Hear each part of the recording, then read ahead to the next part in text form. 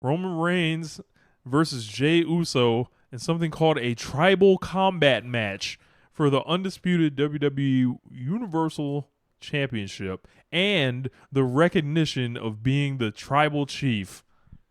It's almost as if they didn't need the title, the three Amazing. belts for this match because they already had a title on the line any damn way.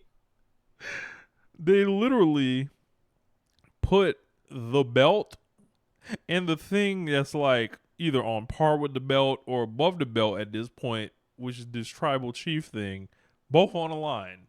It's a double title match, Well, apparently. really, when you think about it, it's a quadruple title match because it's Oh, it's three fucking belts plus correct, this shit. correct. So It's the necklace. It's a necklace plus three different belts, so it's a quadruple title the match. necklace Is is this gonna be like? above the World Heavyweight Championship. Is this the S crown? The S stands for Samoa. Like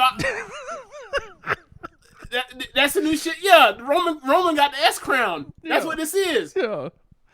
Well, unless you come up with a better one.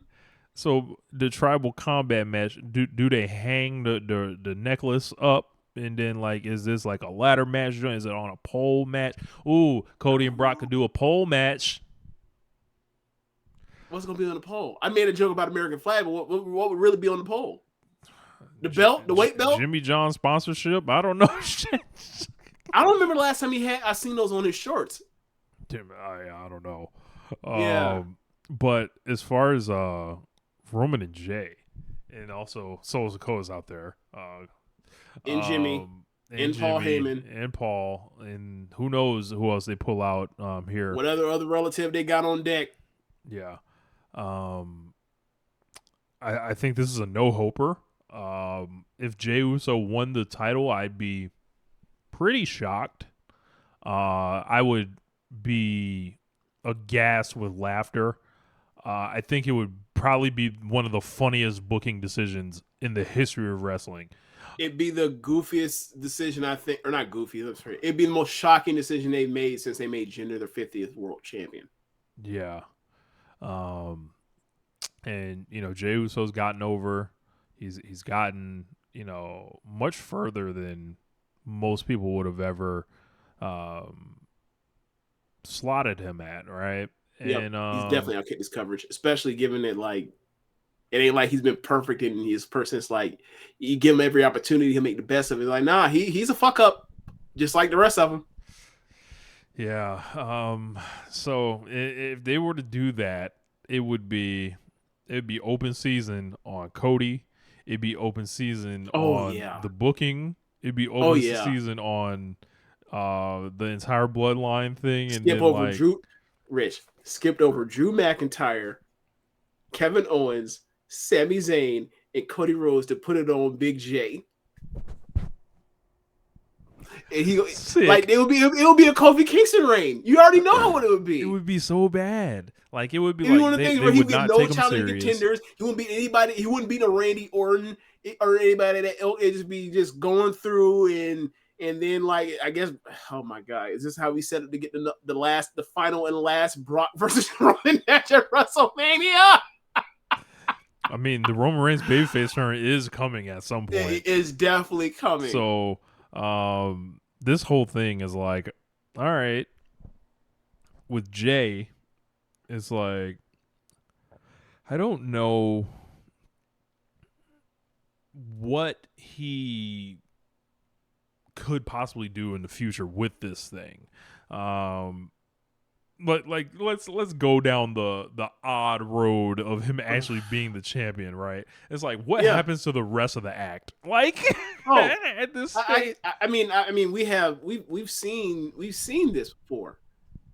Put a title on someone they don't really buy as being the money guy, it going right into football season. It has to go up against Monday Night Football and like the Friday night NBA 8:00 games or whatever else. And the ratings get bad or whatever else, and daylight savings come. Or there's no daylight savings going forward, but like in the history there would be, and then like the times might be weird and funny, looking at you crazy, like it's your fault. You start pressing, you start feeling the the anxiety, all that kind of stuff, and then they slip the rug from under you. They take the butt off of you to get ready for the road to WrestleMania. That's how that shit always goes. Ask Big E, happened to him, just happened to him a couple years ago. Yeah, love putting the belt on somebody they don't actually really want to push when it's not the money, when it's the down cycle on the way back to ramp up towards WrestleMania. They love doing that.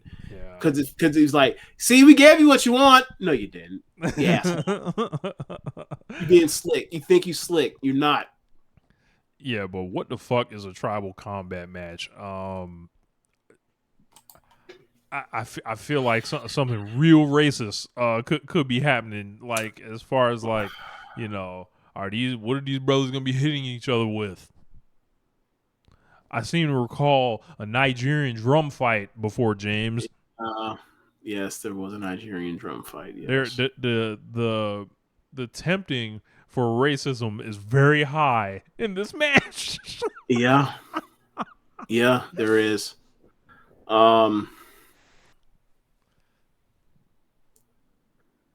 Yeah, man. Just I don't know what. Look, I obviously this match ain't for either one of us. Like, it's not gonna be. It's not gonna be pro wrestling, whatever it is. Oh like, it's gonna God, be a lot. I didn't even think about that part of it. Jesus. Oh, I mean, it's a Roman Reigns title match. That's the whole match. Like they're gonna be unloading dialogue on each other. This is a cinematic match. Oh my! It's happening in front of people and it's live, and there's no like editing done to it because it's live. But yeah, brother, this is a cinematic match. I have hated these matches more than the slow down like CM Punk matches that I've seen. I think these have been a complete subversion of the medium. I think these matches have been bad for wrestling because of the influence it's likely to have in this company and beyond it.